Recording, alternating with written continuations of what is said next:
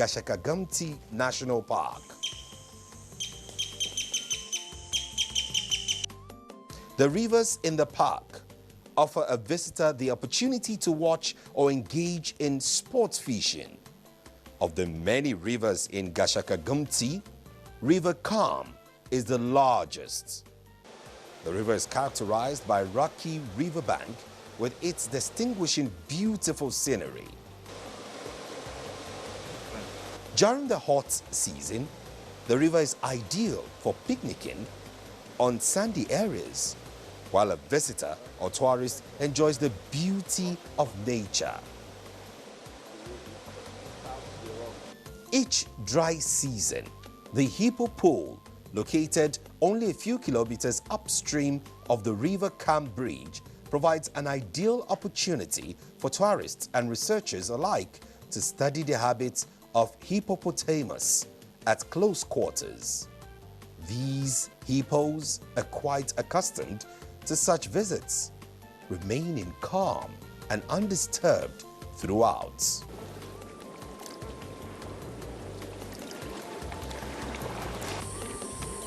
Gashaka-Gumti National Park houses some historic sites.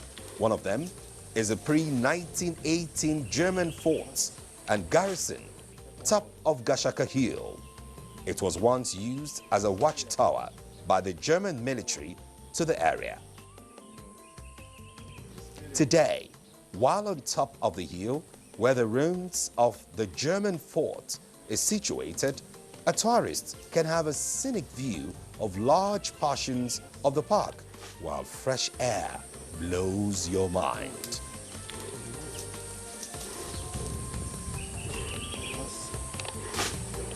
The features of Gashaka-Gumti are diverse and offers continuous pleasure to tourists and other visitors alike. The Gashaka sector of the park features rugged, undulating mountain terrains. Mountains in this sector of the park are numerous. They include a rock called Dutse Bature, which is pleasing to sight. It could be reached in less than an hour from Sirte. On the Mambile Plateau axis of the park lie the beautiful rocks referred to as Jabure rocks with their divergent features. Another nature's unique design of rock within the Gashaka-Gumti National Park, which also gives visitors or tourists another attractive outlook and value for their visits, is the rocks fondly called Dutse Dodo. What more is desired of uniqueness information than is found in the captivating pasture of Dutse Dodo. Dutse Dodo is only a stone throw from Chapo Wadi, the highest point in Nigeria. Chapo Wadi, also called Dangarwal, is 2,419 meters above sea level. The weather at the Chapo Wadi area is cold and generally accommodating. It is located in the extreme southeastern corners of the Gashaka-Gumti Park. This mountain is truly a wondrous place which has the power to uplift the spirits and the light of even the most hardened of travelers. The door is open for you to venture into a world very few have experienced. These mountainous terrains offer an excellent ground for mountaineering. All these are within the Gashaka-Gumti National Park. No doubt, a unique park among other parks in Nigeria. This park, I will call it the home of diversity. Nearly all the parks in Nigeria can be found in this park because there's major 5 distinct ecosystems: lowland rainforest, mountain forest, Sudan, Guinea, savanna, grassland, and scrubs. And all the animals in all the other parks have their preferred habitat, which are found in this place. So this park is highly diversified and very unique. As you have entered the park, you see the different terrains. All these ecosystems favor different animals. So the park is very, very unique. You can't see other park that has the potentials that this park has in the country. So it's highly diversified and very scenic. Gashaka-Gumti National Park is still able to sustain significant areas of rainforests. The rainforests of the park are being preserved for the benefits of future generations and as a natural phenomenon for your enjoyment and wonder. It is an undeniable fact that forests are essential for sustaining human life.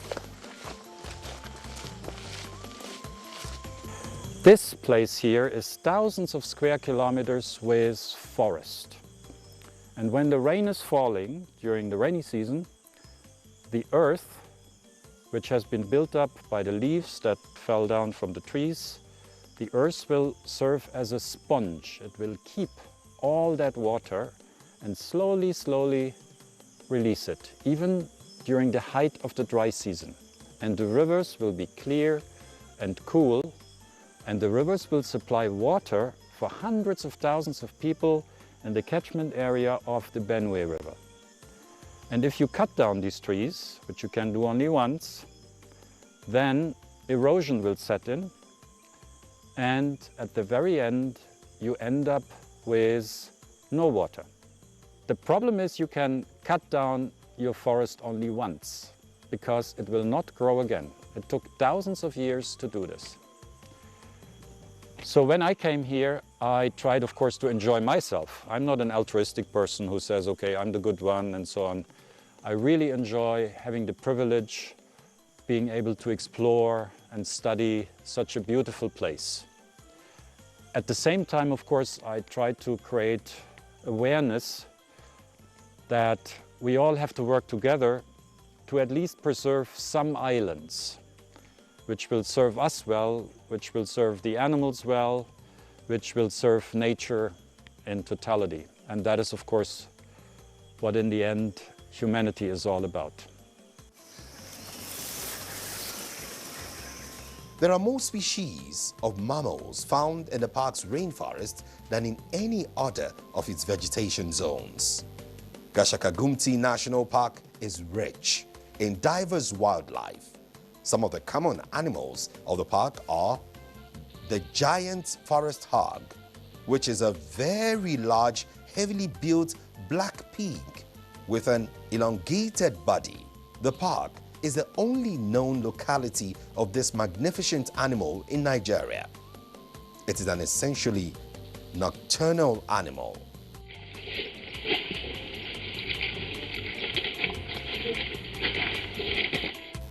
Red River hog, also nocturnal, are commonly seen in small groups by day, rummaging nosily through the forests. Duikers of various types are also a common sight at Gashaka-Gumti. Duikers have varied and interesting feeding habits. Their large mouths permit them to feed on sizable fruits, mushrooms, and other bulky items.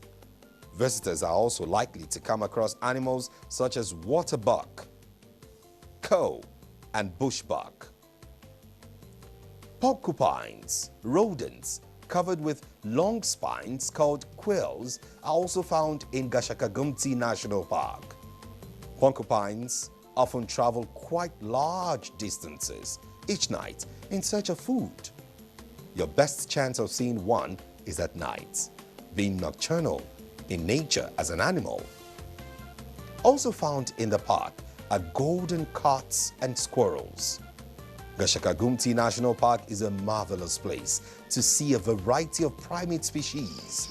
High up above the forest canopy, it is sheer delight to watch large groups of monkeys jumping from branch to branch, chattering to one another incessantly.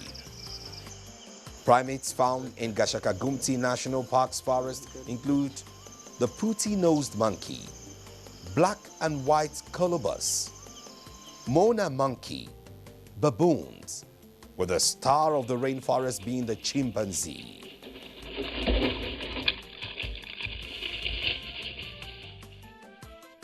One of the park's greatest attraction is for man to observe his closest living relatives. Nosy and curious, intelligent and social as they are, chimpanzees of Gashaka-Gumti appear relaxed and confident. They survive at the park for they are largely undisturbed in Nigeria's largest national park.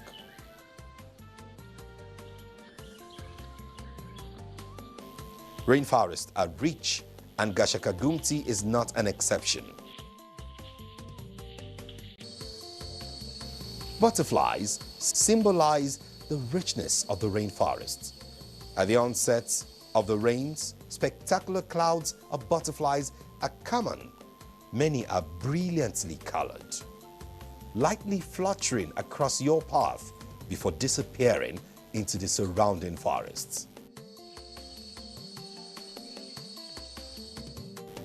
Over 300 butterfly species have been identified at Gashaka-Gumti Park.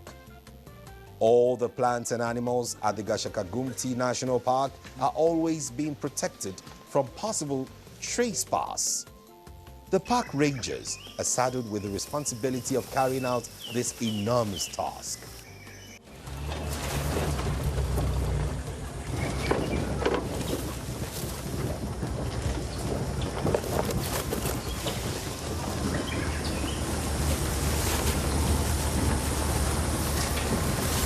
Stop here. Enclaves exist within Gashaka-Gumti Park, with cordial relationship between the park's authorities and inhabitants of the enclaves, who also help in keeping plants and wildlife safe within the park. The community is so adaptive to the environment in terms of protecting it and not destroying it. And also, where we have, the host community headed by the traditional ruler, who has been very, very, very serious, very, very interested in making sure that, the national park is not adversely affected by the people. And I think it is an understanding of the community that this is going to bring value to us. This is going to expose our place to the international world and make us one member of the international community. I think that is one area that the traditional institution there has played. And also, the cordial relationship between the community, the traditional institutions, and the government structure that we have. I think that's what made it possible for people to live cordially and also to look at it as an investment that will bring value to them now and in future. This is Gashaka village. It's right inside the national park, but as you can see, it's a farming enclave. So we have the community living here right inside the park and then, playing the role of supporting conservation, because the communities were right here before the inception of the establishment of the park. And we live side by side, with them.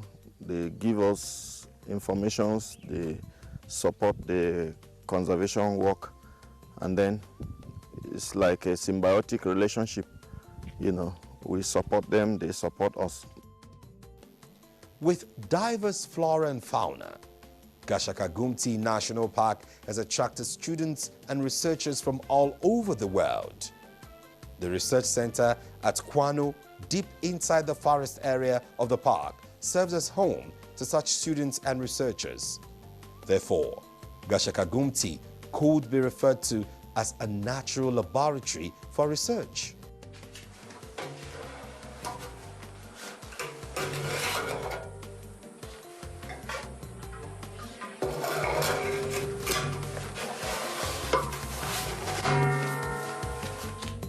We met some researchers on ground during our visit. I'm a volunteer in Gashaka-Gumti National Park for the Gashaka Primate Project. I'm from Canada and I'm coming here to volunteer. So basically what I do is I assist research on baboon, and there are some master student who comes here to do their own thesis, and I'm helping them collecting data as well as helping with other projects as, for example, the transect and plants, and entering the data and analyzing the data on research about plants and baboons. I am here to study the baboons. I'm doing my master's thesis at Roehampton University with Caroline Ross. And I'm here with my colleague and friend Rosie Layfield, and together we're doing projects on the baboons. But so far, it's been very insightful. We've both seen a lot of things, a lot of interactions, and we've both got a lot of good data so far. So hopefully, when we get home, then we'll be able to produce good theses from them.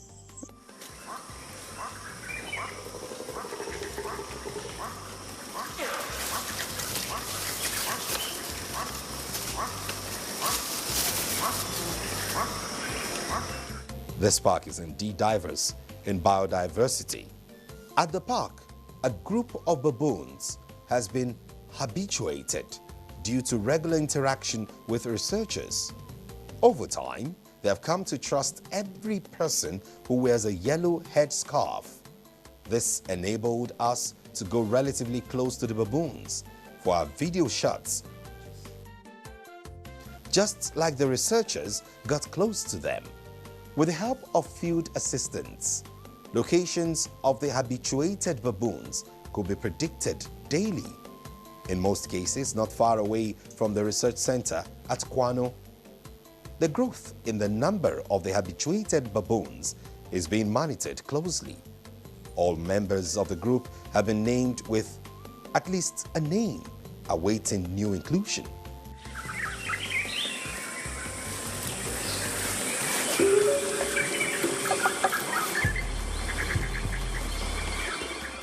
And the time has come for our government, federal government, state government, to focus on development of tourism, wildlife, so that the economy can be boosted.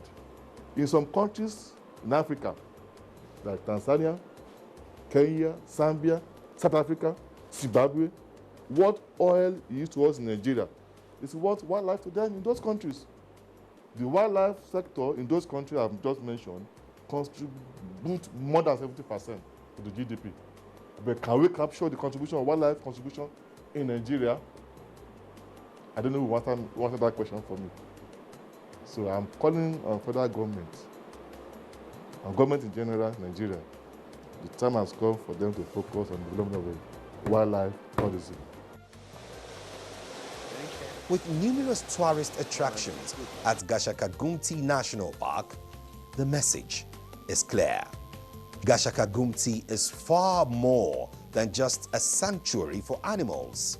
It's a conservation area existing for the benefit of both pastoralists and wildlife.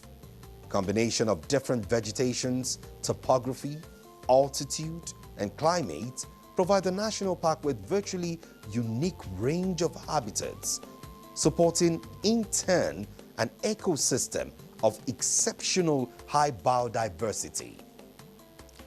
As the entire Gashaka-Gumti National Park is suitable for tourism, it offers each visitor the opportunity for enjoyment and relaxation in the silent charm of unspoiled surroundings. Visit Gashaka-Gumti National Park today, and you are ensured to enjoy the peace and tranquility of this natural paradise.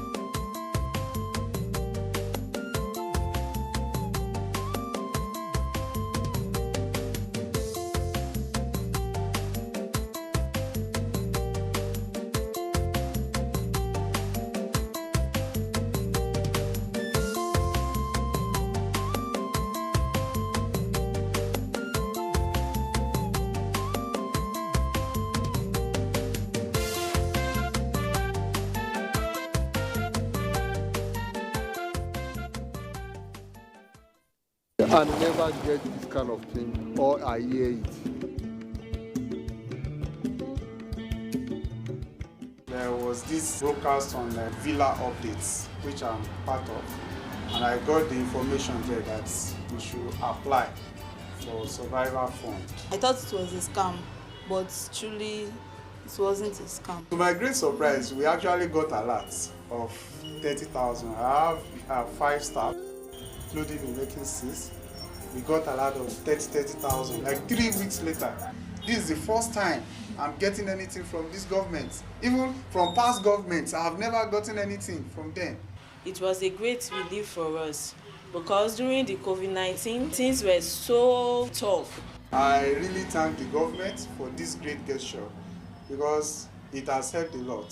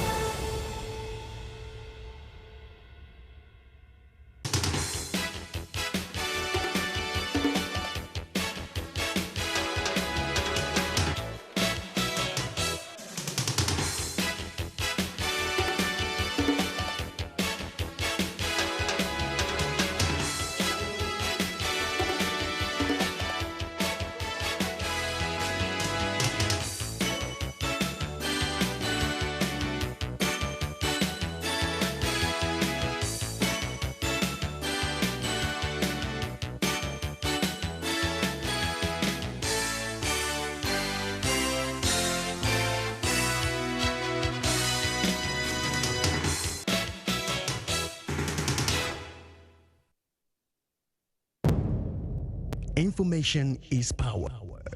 Everyone wants power. So feel powerful with the NTA News mobile app, the one-stop information center. Real news at your fingertip.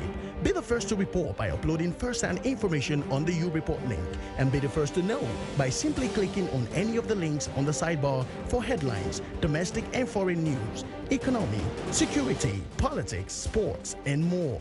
Stream live on your smartphone and tablets and stay connected. It's pretty easy. Simply download NTA News app from your Google Play Store and you're good to go. NTA News mobile app, your access to real-time information.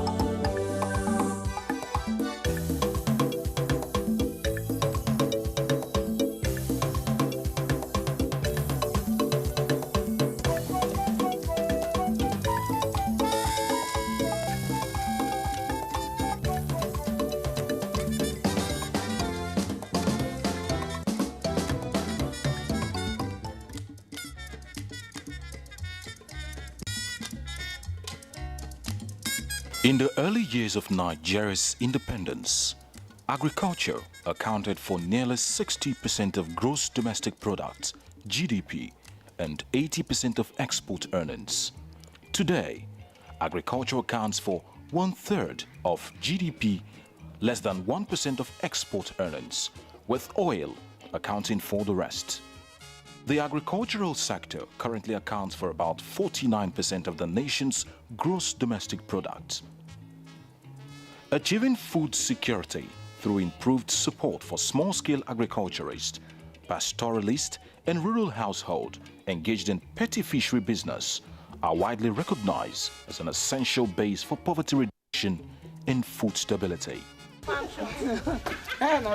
Looking critically into the agricultural sector, the bulk of the farming rests in the rural sector, about 70% of sub-Saharan African population. Women remain responsible for food production in Africa. The agricultural sector of the economy has received great attention from the civilian administration, and this might be born out of the conviction that the development of agriculture provides a platform for economic recovery. Therefore, attention has been given to all sectors of agriculture, from crop production, pastoral production, to aquatic production.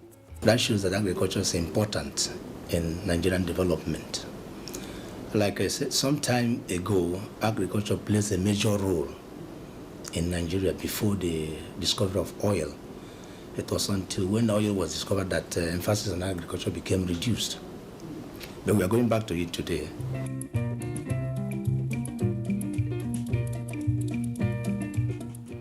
Aquatic production has received a boost in the riverine area because of its availability and high level of consumption. One of such aquatic foods recognized in river states is the periwinkle, popularly known as isam. The common periwinkle, which first appeared in Nigeria in the 1860s, is now found along the coast wherever there is hard substrate, rock, riprap, broken concrete, and jetties. Periwinkle shell is broadly ovate, thick and sharply pointed, except when eroded. About the diameter of a quarter, the snail can be recognized by the blunt shape of its shell and a white inner lip. When disturbed, it retreats into its shell. Periwinkle, clinging to rocks and barnacle, laden boulders just above the low tide line, may look innocent, but this alien feast on local algae and the eggs of other snails can stunt the growth of native limpets. It can even destroy salt marshes with its voracious appetite. More than 700 common periwinkles can be found in a square yard along parts of the shore. Most biologists believe that common periwinkles arrive in ballast rocks. It belongs to the phylum mollusk of the giant snail family, mainly in the coastal areas of the Niger Delta region. It is also known as the brackish water species. It is an all-season seafood, but abundant when the water is at low tide. It can be picked as the water ebbs into the sea, revealing a marshing swamp among mangrove trees. When the water goes down, the whole place will look dry. And at the floor of the ground, the marshy ground, you find periwinkle scattered everywhere. Then when we come from the village, we find these periwinkles, especially when the water is down and dry. We can now pick them for our food.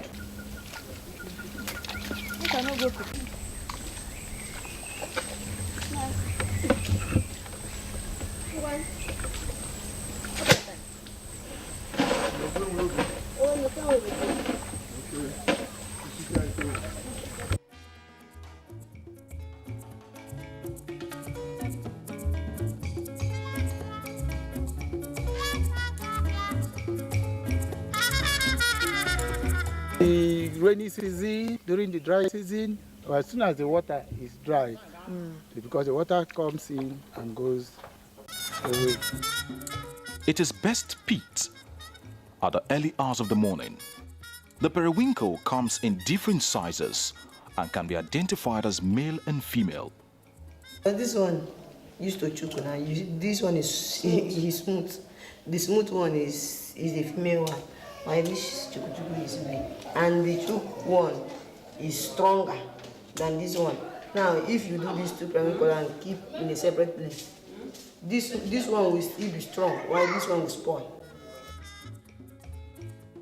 The species periwinkle has a special way of processing. Now I want to put it in my basket. I've already finished picking the inside. So I want to put it and I want to wash it to remove the mud so that it will not spoil. So this is how we wash it after picking it. So that is what I'm doing now. After washing it like this now, I will put it in my bag. I wash my bag. This is my basin. I wash it. After washing it, and I pour the pan inside. When I pour this, I start going. Okay. When he will not remove it like this, if he use it in that after soup, he will not soak it after the cooking. So that's why you remove the bottom before we put inside soup.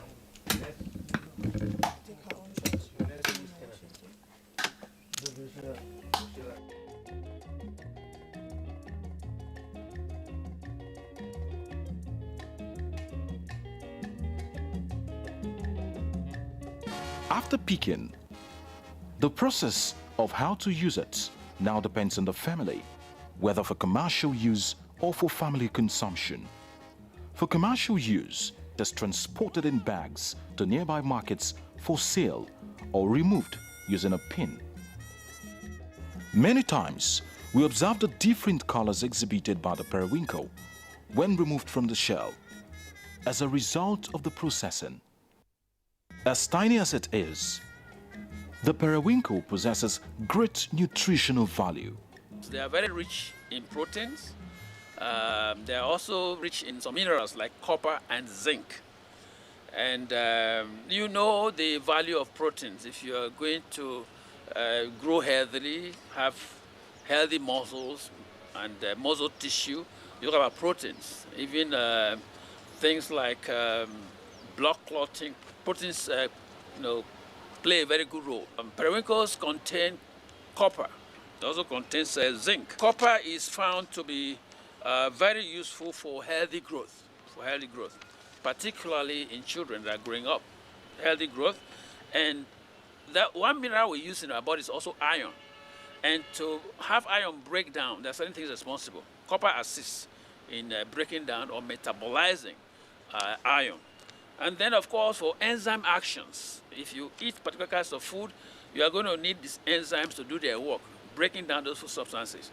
Copper acts like some kind of catalyst to enhance enzyme activity. So that's another value of copper, which we've said you get it from periwinkles. Then, of course, for hair, healthy hair growth and healthy hair maintenance. The connective tissues too, the tissues that join our bones and things together, copper plays a role.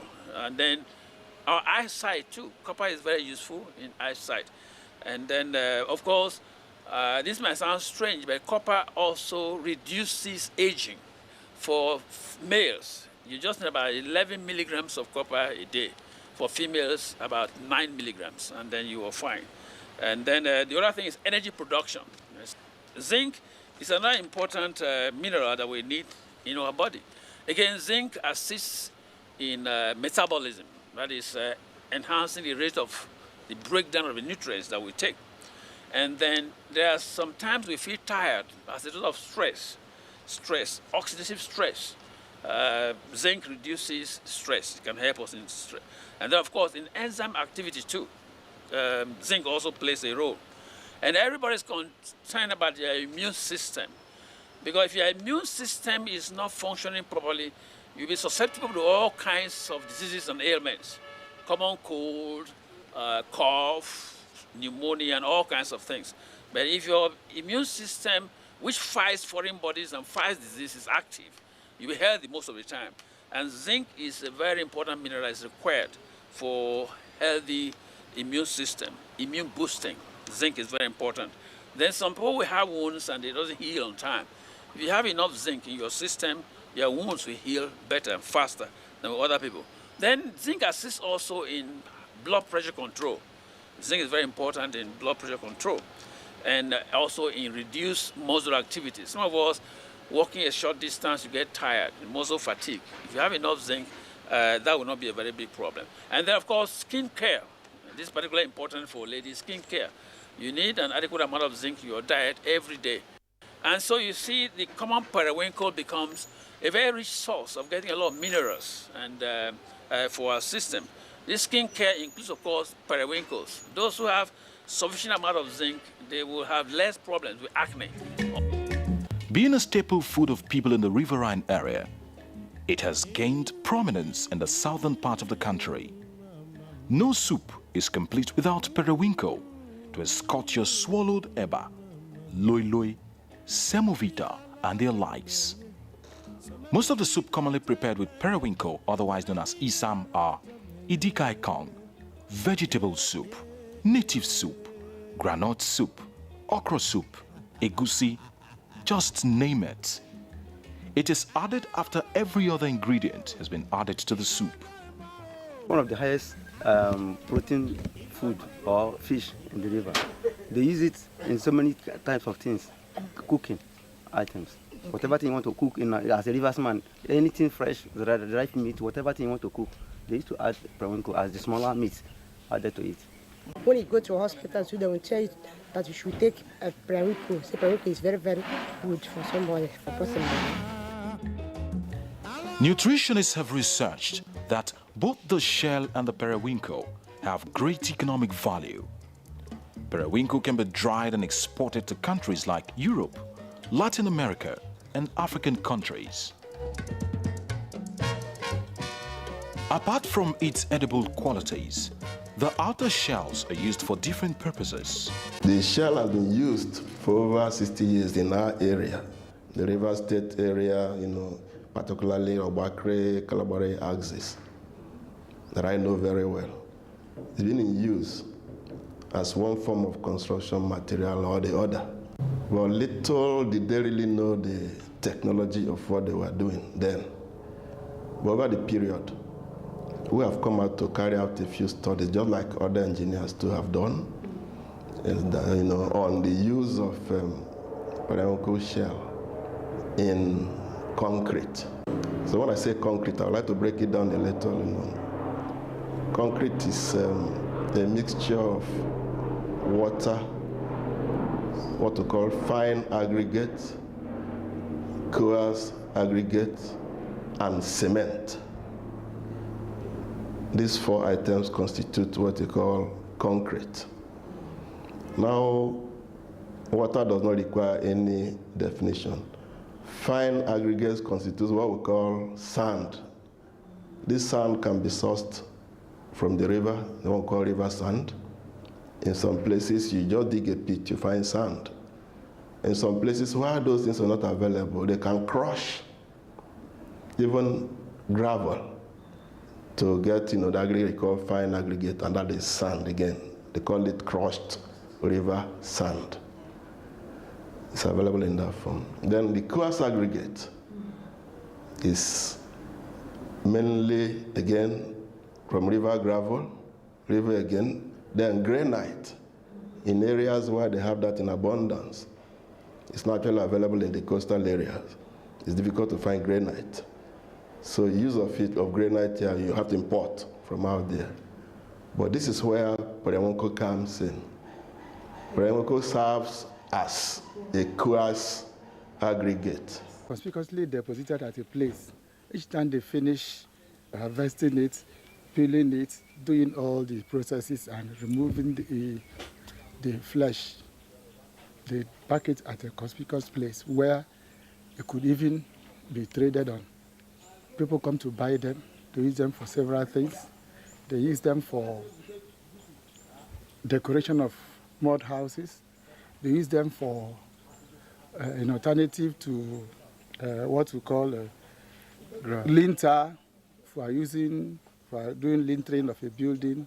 We can use it to do basement instead of gravels and concretes. We use these Perewenko shells for those things. So for us, they are very useful, very, very useful. The Perewenko shell has high economic value as it is on high demand by road construction companies for use on our roads.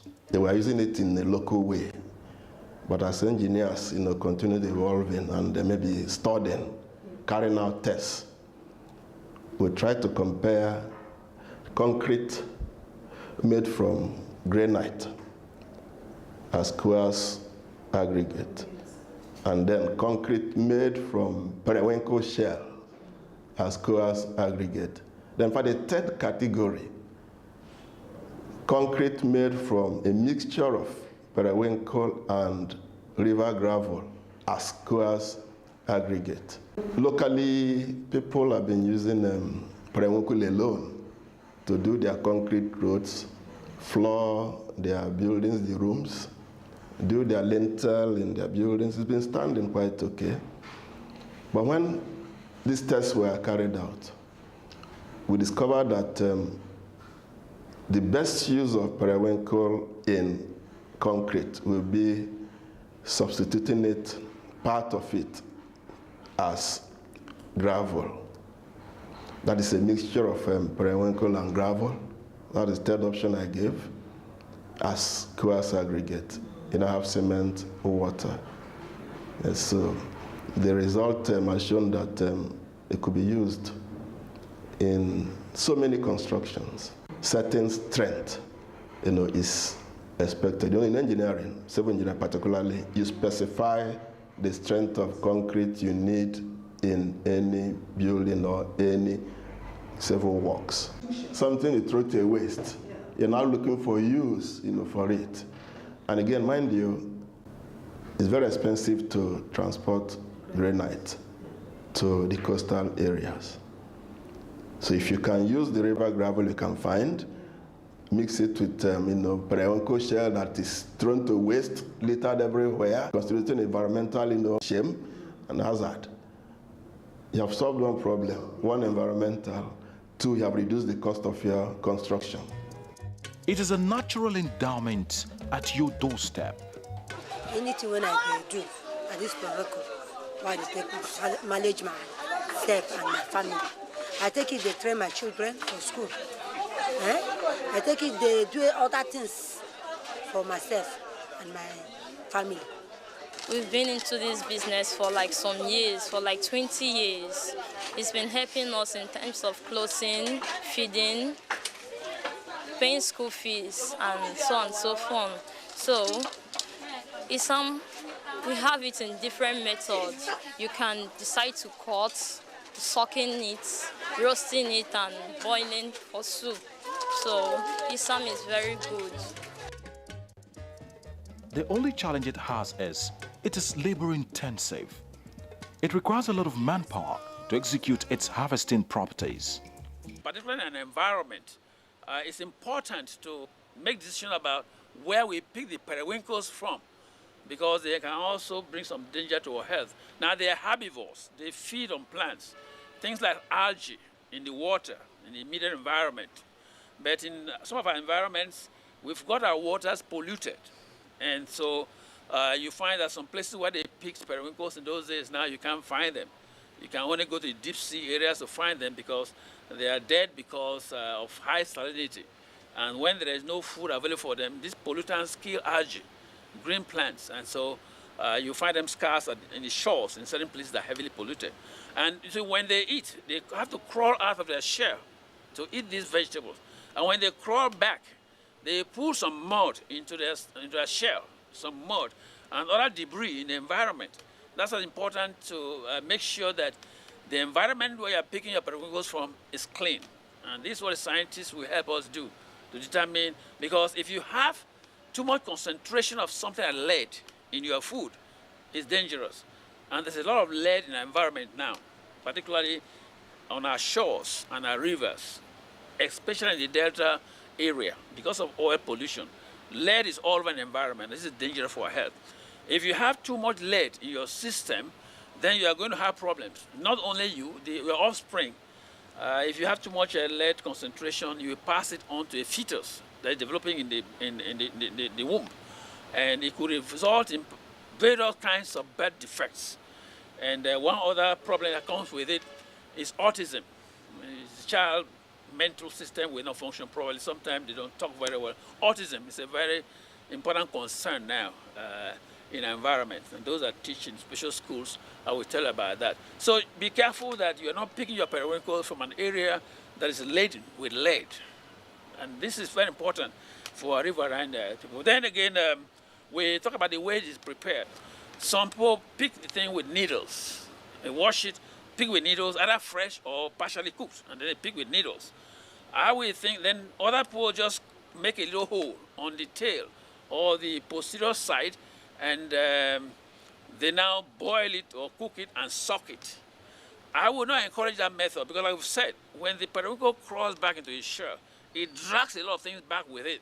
And if you are sucking, and it happens to come from a very polluted environment where you have too much lead, you're going to suck that also, directly from the shell, not from the skin of the periwinkle this time. Both ways. The periwinkle gets polluted with zinc, and then there will be some in the shell because of the way it moves and so on. So that sucking type is not encouraged. So it's better to prepare it properly too. That's to pick it and so on. So some people set it dry. They dry periwinkles. Others do it fresh. And we want to encourage those who prepare these things and sell to be very careful, because some people report that some of the periwinkle sellers, because it's a very laborious process.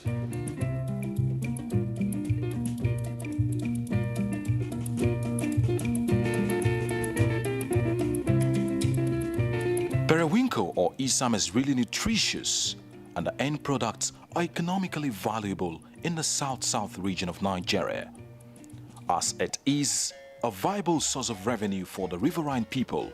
So it can be for Nigeria at large, if only its potentials will be harnessed for economic purposes and export.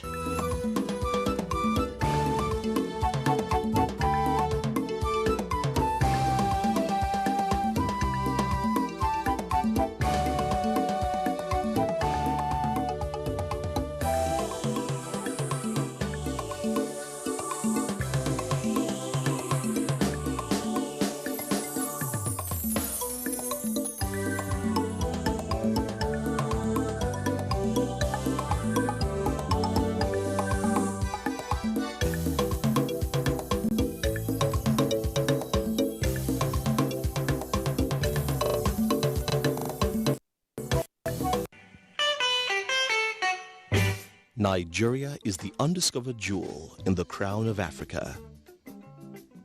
It is a country of vast tropical and equatorial woodlands, with arid deserts to extensive savanna grasslands, expansive mountains, immense rivers, numerous waterfalls, and mystic forests. Nigeria has it all. It is a place of rhythm, of dance, of music, of festivals,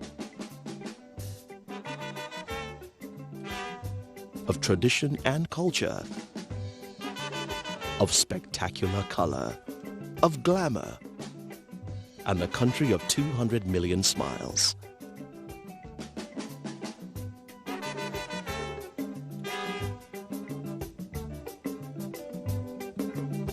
And home to a unique people of incomparable passion. A country blessed with breathtaking landscapes. Yes.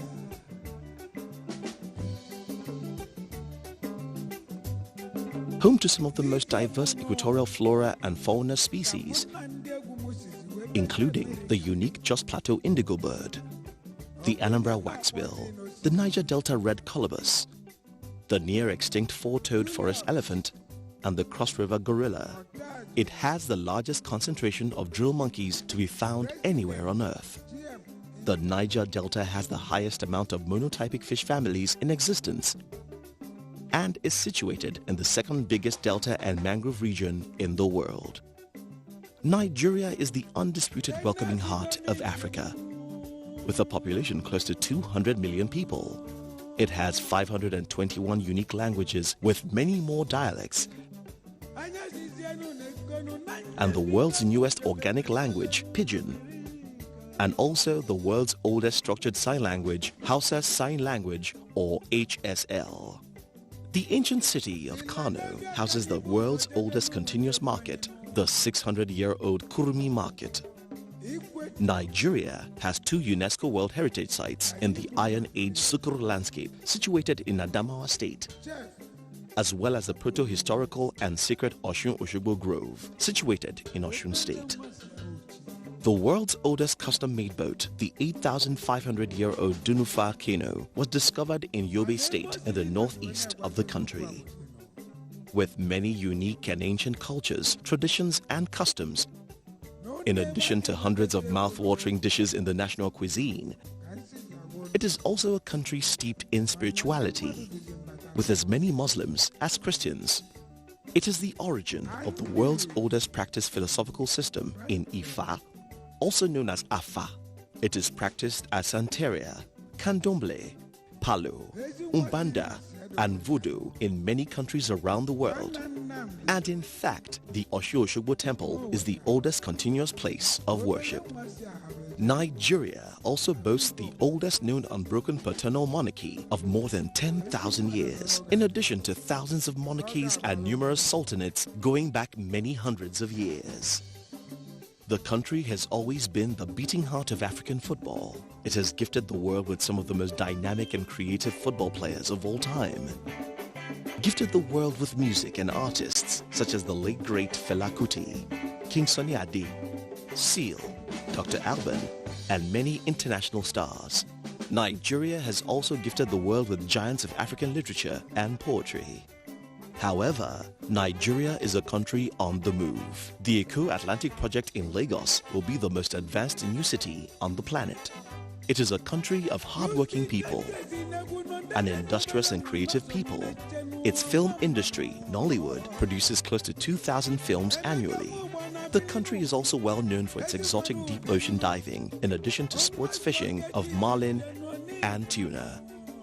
Nigeria is a country of kings, of queens, businessmen and businesswomen. A place of vast sprawling game parks and highly developed cities. A country of drums, of color, culture, of festivals, music, rhythm, and art. This is Nigeria.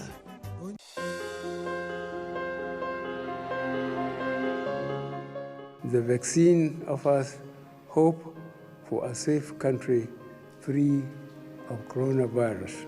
I urge all state governments, traditional and religious leaders to take the lead in the mobilization effort within their environment and spheres of influence. I similarly urge all eligible Nigerians to present themselves and be vaccinated in accordance with the order of priority already mapped out at the various authorized designated centers only.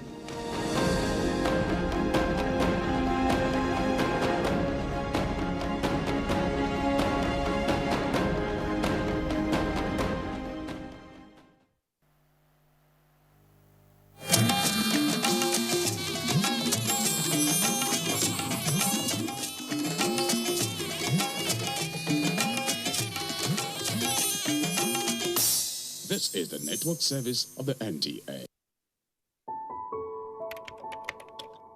My name is Nancy Oyedia Orom. I'm AIT correspondent. I've been covering the Presidential Task Force on COVID-19 the last 1 year. I just took the jab, the Oxford AstraZeneca vaccine, and it was seamless. And I was opportune to take these vaccines with the SGF, the ministers. So I want to use this medium as a journalist for someone who has experienced COVID in the last 1 year. I want to implore media houses, broadcast industries. Let's join hands together to propagate the good information out there for people to believe in these vaccines. That's the only way we can have health immunity and also achieve the projection and target of Nigeria come 2022. Well, I must implore all Nigerians to go out there, register on the Primary Healthcare Development Agency website. These vaccines are free for all Nigerians. Go to the website, register. It is free for you and I.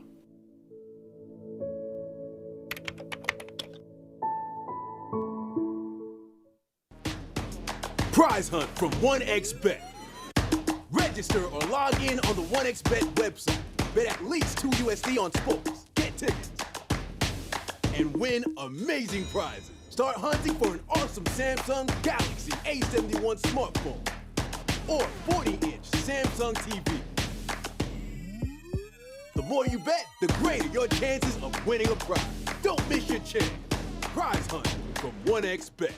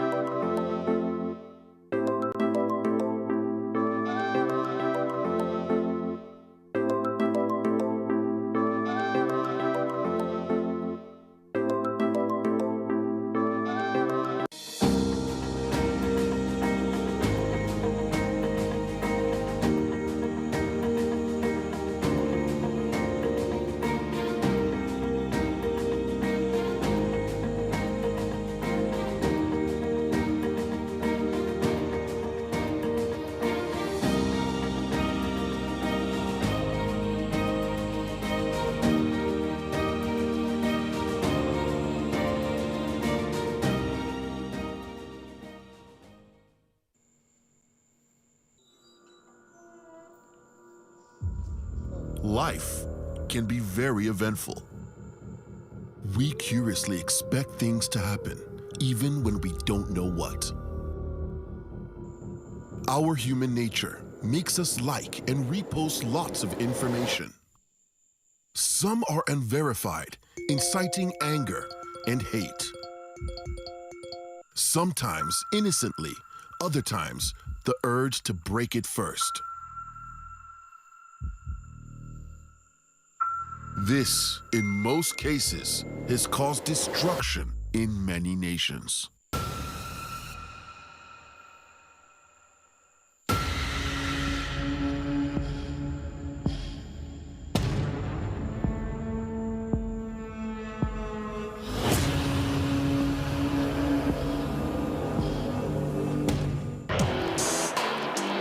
Sheffield United only have their pride to play for when Crystal Palace visit this Saturday. On the Premier League Live is Sheffield United versus Crystal Palace, showing on the network service of the NTA from 2:30 p.m. The Premier League Live is brought to you by Baba Ijebu in association with Gold.com.